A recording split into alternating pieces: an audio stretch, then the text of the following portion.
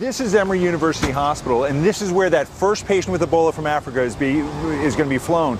Many in Atlanta and across the country are asking why.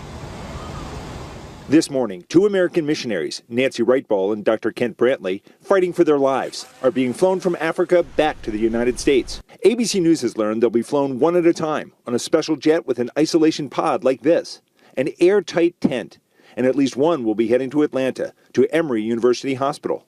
It's very difficult right now for the doctor.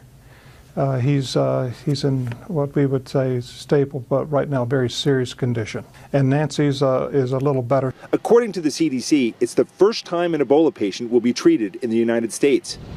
Emory, located only a few minutes from the CDC, contains an isolation unit, one of 4 in the United States, which can treat patients who are exposed to certain infectious diseases. The hospital saying overnight, its staff are highly trained to treat and care for this type of patient. We know how to stop Ebola.